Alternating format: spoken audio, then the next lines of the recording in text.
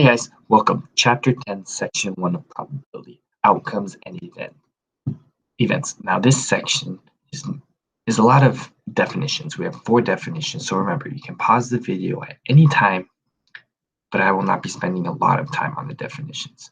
All right, so outcomes and events. But first, we need to understand language. So an experiment is an investigation or a procedure that has varying results. Now, I know you think experiment, oh, what is this, science class? In a way, yes, but we're not going to be blowing stuff up. We're not going to be growing plants and seeing what happens when you put different amounts of water or seeds into them, right? We're going to be doing mathematical experiments. So one example of an experiment that we're going to do, we're going to be flipping a coin. Flipping a coin is an investigation, and it has varying results. We flip a coin, we want to see if we're going to get heads or if we're going to get tails, which brings us to an outcome. Outcomes are the possible results of an experiment. For example, flipping the coin, you can get heads or you can get tails, right? Those are all the possible results of an experiment. So outcomes are just any possible result you can get from that experiment. Now, an event is a collection of one or more outcomes. Now, it's kind of like doing another experiment, but it's way more specific, right? You don't really have different events when you're flipping a coin, but if you're rolling a die, an event could be landing on an even number or landing on an odd number because you get one outcome or you can have multiple outcomes, right? If you're talking about the odd numbers, not only can you get a 1, but you can get a 1, a 3, or a 5, right? So an example of an event would be rolling an even or an odd number. So favorable outcomes are the specific events, the specific outcomes in that event. So for example, rolling the odd would be a 1, a 3, or a 5. So an outcome is just the possible results of an experiment. The favorable outcomes are the possible results of that specific event. So an outcome goes with the experiment, favorable outcomes go with the event. So right now you guys can pause the video if you don't have these 4 definitions down, but I'm going to move on to the specific examples. So first, we're applying the language now. So let's look at an experiment. We're going to do 2 experiments today. The first experiment is randomly selecting a marble from a group of marbles. Now, we don't know how many marbles, we don't know how many colors there are. That's the outcomes. So let's look at the outcomes. The outcomes are all the possible results from that experiment. So with the outcome, you can get a light purple, a blue, a green, a yellow, or a red, right? You can pick any of those marbles. Let's look at an event. Remember, an event is specific. So choosing a green marble is a specific event. Remember, there could be one or there could be more. In this example, there are more than one green marble, right? Well, how many do we have? Well, if you look at it, we have 2 green marbles, right? We have that one in the middle, and then we have that one on the bottom. So we have 2 favorable outcomes. Now, this is important. Sometimes it asks how many favorable outcomes, and sometimes it asks what are the favorable outcomes. So for this example, the favorable outcomes, I'm looking for both.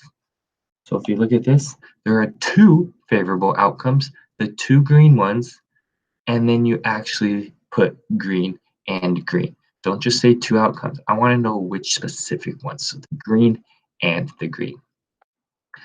Last experiment. You roll the number cube. So we want to know what are the possible outcomes of rolling the number cube. Remember, this is like a die. So right now, looking at that number cube that we see in the corner, we know that there are at least 3 possible outcomes. There's a 1, a 2, and a 4, right? But it's a cube. Remember last chapter we talked about a cube? A cube has 6 sides, so therefore there are 3 missing sides. I'm sure you guys know that with a number cube or a die, the 6 numbers are 1, 2, 3, 4, 5, 6. So therefore not only 1, 2, and 4, but we also have 3, 5, and 6. These are going to be your possible outcomes. 1, 2, 4, 3, 5, 6. Now a better way of writing that is just going to be 1, 2, 3, 4, 5, and 6. Well, now that we found the possible outcomes of this experiment, let's make an event. So an event is rolling an even number. Rolling an even number is going to be the event, and we want to know the favorable outcomes of rolling an even number. So we need to look at all the possible outcomes and only pick the even ones. So first we're going to look at number 1.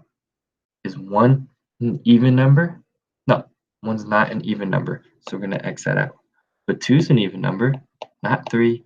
4 is an even number, not 5, and 6. So what are the favorable outcomes? Don't write 3. It says what are the favorable outcomes.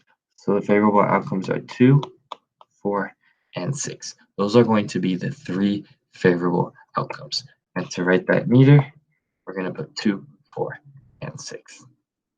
One more event we're going to do.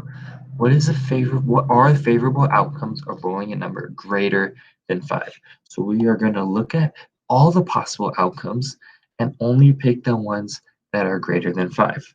So again, we're going to look at 1, 2, 3, 4, 5, and 6. So 1 is definitely not greater than 5. So we're going to cross that one out. As soon as my tablet loads, I'll cross it out, but 1 is not greater than 5. 2, not greater than 5. 3, not greater than 5. 4, not greater than 5. Is the number 5 bigger than the number 5? Is it greater? No, it's equal. So not number 5, but 6 is greater than 5. So if we want to know the favorable outcomes of rolling a number greater than 5, do not put 1.